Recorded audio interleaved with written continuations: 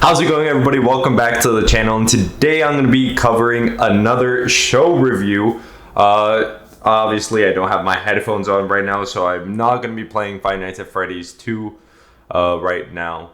I just finished the show Better Call Saul. I know that I said I was working on it, and I finally got around to finishing it. It was 6 seasons long, and it felt pretty long, but I got through it. And it was honestly a really good show. At the beginning of the show, it's really slow, and you're not really understanding the relevance to Breaking Bad.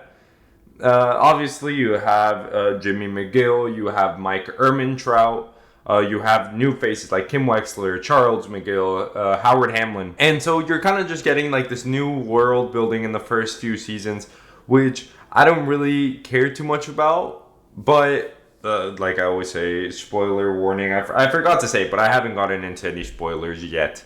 So spoiler warning right there. So you get into the world of Breaking Bad before Walter White, before Jesse Pinkman. So you have the introduction of Gus Fring. You have the cartel.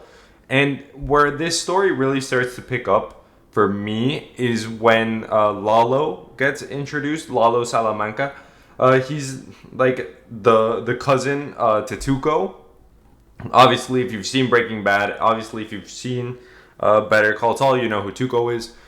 He's Tuco's cousin, and he's come from Mexico to finish the job, like to just continue the work. While Tuco is in prison because of reasons, obviously you can't have a man like that. You can't have a man like that just walking the streets. He literally beat up Mike Ehrmantraut over nothing.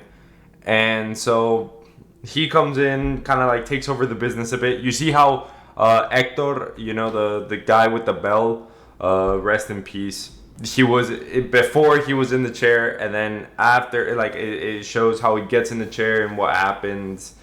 You have the introduction to Gus Fring and the introduction to the building of the huge meth lab that we saw underneath the washing place.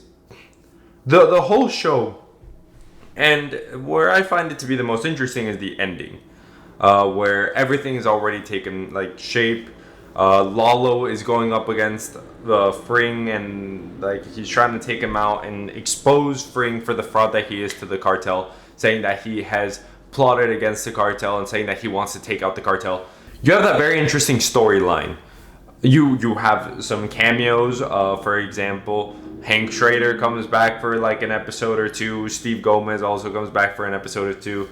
You have Bryan Cranston and Aaron Paul in the last few episodes. They come back to reprise their roles as Walter and Jesse Pinkman. You have Marie coming back. You have a lot of characters that do come back, like in small moments. But at the very end, that's where I found it the most interesting, because they're trying to do two things. They're trying to show what happened before Breaking Bad, and they're trying to show what happens after. And so basically what happens is, before, he's this lawyer aspiring to get up. All he wants to be is rich. And that's his main goal in life. And so that's why he does what he does. That's why James McGill, Saul Goodman, does what he does to make money and to be rich. And so that you can see how those interests aligned, along with just the Walter White and Jesse Pinkman. But you see how he kind of takes shape in that.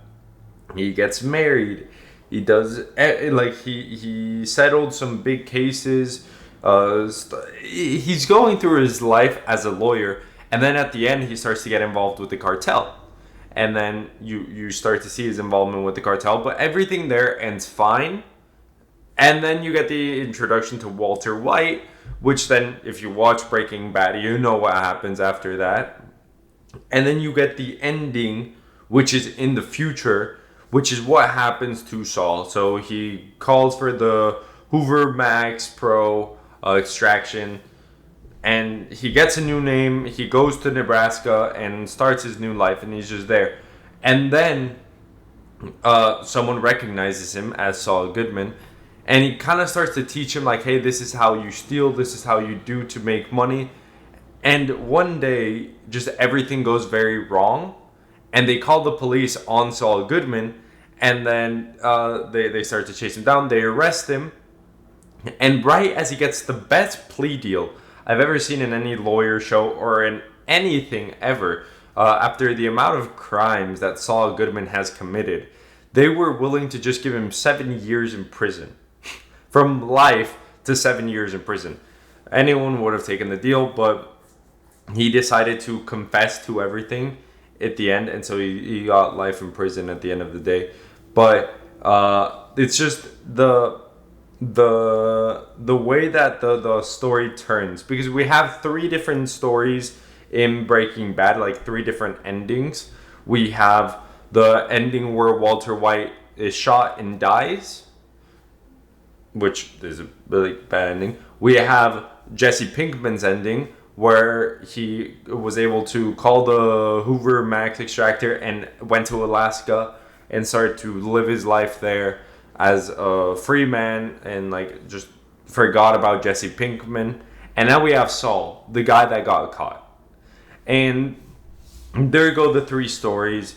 And having that 3rd story, I think, is very interesting, especially because a lot of the inmates actually did like Better Call Saul, like his chant and stuff like that.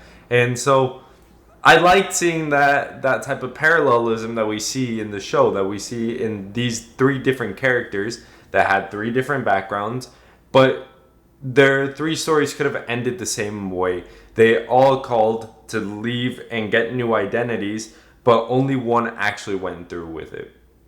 Well, Saul Goodman also went through with it, but he just couldn't keep his nose out of the crime. So yeah, I have officially finished Better Call Saul. I know that I'm not giving too much details about the show because it's such a long show. Like I said, it's like 45 to 50 minute episodes, 10 to 13 episodes per season, and it's just a lot of information. And for me, the show is really slow up until like the 4th and 5th season, where Lalo gets introduced and just everything starts to break loose. I think that was the most interesting part of the show. Personally, for me, the show is 8 out of 10. It's really good. I really enjoyed it, and it's a really good prequel to Breaking Bad. But it's just the show, like the lawyer shows. This is why I don't watch profession shows.